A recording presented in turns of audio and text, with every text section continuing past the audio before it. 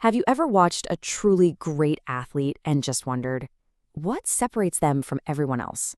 It's not always just raw physical talent, is it?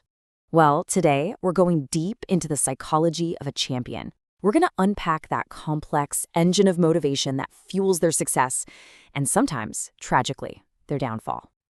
So let's just get right to it. What really drives a champion? I mean, is it just about the roar of the crowd, the fame, the shiny gold medals? As we're about to see, the real answer is so much more complicated, and it's buried deep inside the athlete's own mind. I want you to think about motivation like it's an engine, right? It's the force that's pushing an athlete forward, day in and day out. But just like any engine, it needs fuel to run. And in the world of sports psychology, there are two main types of fuel that we really need to get a handle on first. And this brings us to this really fundamental split in what drives people. So on one side, you have intrinsic motivation. This is that internal fire. It's the swimmer who gets up at 5 a.m. just because they genuinely love the feeling of getting better, of perfecting their form. Then on the other side, you've got extrinsic motivation. This is all about the external stuff, the rewards. Think about a football player pushing through a nagging injury because they're chasing that huge life-changing contract. Now, both of these can absolutely drive incredible performance. But as we're going to see, relying too much on one over the other, well, it can have some serious consequences. Okay, so we've got these two fuels, intrinsic and extrinsic. But how do they actually connect to an athlete's mindset on a daily basis? See, it's not just about what motivates them, but also how they frame their goals. And this is where we get into a really key framework in sports psychology called Nichols' theory of achievement. So Nichols' theory basically gives us two kinds of athletes. First, you've got the task-oriented athlete. Their whole game is about personal mastery. They just want to beat their own personal best. The satisfaction comes from their own progress. Then you have the ego-oriented athlete. For them, success is defined purely by beating other people. And look, that can be a super powerful motivator for sure. But here's the thing. Research consistently shows that task-oriented athletes are way more resilient in the long run. And why is that? Well, because their sense of success is totally internal. It's something they can control. The ego-oriented athlete, on the other hand, is tying their entire self-worth to an outcome they can't fully control, how good everyone else is on any given day. This leads us to an absolutely crucial concept, self-efficacy. Now, it's really easy to mix this up with self-esteem, but they are not the same thing. Self-esteem is your general feeling of self-worth. Self-efficacy, that's laser-focused. It's a basketball player's unwavering belief that they can sink this specific free throw, right here, right now. It is situational confidence. And believe me, it is a total game changer. So how in the world do you build up this powerful belief? Well, there are four main ways. The most powerful one? Past success. I mean, nothing builds confidence like actually winning. But things like verbal persuasion, a coach's encouragement, for example, are also huge. There was this study back in 1993 by Wells and his colleagues that found that positive feedback, even if it was a little bit exaggerated, actually boosted performance. The other two pieces of the puzzle are watching your teammates succeed and learning how to interpret your own body's signals, like a racing heart, not as fear, but as your body getting ready for action. All right, so the game is over, the race is run, they either won or they lost. But you know what? What happens next in their head is just as important as the performance itself. How do they explain that result to themselves? This whole process, which we call attribution, has a massive impact on their motivation going forward. And this is where we see this fascinating little mental shortcut called the self-serving bias. It's so common. When athletes win, they tend to attribute it to internal factors, their own talent, their hard work. I won because I'm just that good. But when they lose, suddenly it's about external factors. Bad luck, a poor referee, a tough opponent.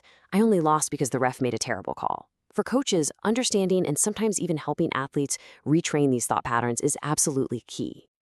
You know that feeling, right? We've all been there, replaying an event over and over in our minds. In psychology, this is called upward counterfactual thinking. It's that nagging what if or if only voice. For an athlete, thinking if only I had judged that ball better can be super frustrating in the moment, but it's also incredibly useful because it pinpoints the exact thing that needs to be improved, turning a painful mistake into a valuable lesson. Now, the flip side of that is what's called downward counterfactual thinking. After a close call, a soccer player might think, well, at least I didn't break my leg. And that gives them this immediate sense of psychological comfort, of relief. But it's a real double-edged sword. Because while it feels good, relying on that at least it wasn't worth thinking too much can lead to complacency. It can stop an athlete from really analyzing what went wrong and how they can prevent it next time. So, up to this point, we've pretty much talked about motivation like it's this pure positive force. But what happens when that fire burns too hot? Can the very drive that forges a champion also be the exact thing that breaks them? The answer, unfortunately, is a resounding yes. And this is what psychologists sometimes call pathological motivation. It's that tipping point where an athlete's intense, admirable drive becomes excessive, unhealthy, and, in the end, totally destructive. And the most common outcome here is something we've all heard of: burnout. This isn't a new concept. Way back in 1974, a psychologist named Herbert Freudenberger defined it as this awful triple threat: complete emotional exhaustion, a feeling of just being detached from everything, and a serious nosedive in performance. A study by Gould in 1996 found that young athletes, especially those in high-pressure individual sports like tennis, are incredibly vulnerable to this. And at the heart of burnout, you often find perfectionism. But here's the catch: not all perfectionism is bad. There's a healthy version, right? The positive drive to set high standards for yourself. And then there's the toxic kind, what's called maladaptive evaluation concerns. This is a crippling fear of making any mistake, constant self-doubt, and an absolute terror of being criticized. This unhealthy perfectionism is a direct highway to burnout. So you see, the whole game is about finding that healthy edge. It's this delicate balance between ambition and well-being. And burnout isn't the only danger when that motivation goes off the rails. In some sports, the pressure can lead to other incredibly serious health problems. Yeah, in sports where weight or appearance is absolutely critical, think gymnastics for its aesthetics or combat sports for making a specific weight class, the risk of eating disorders is tragically high.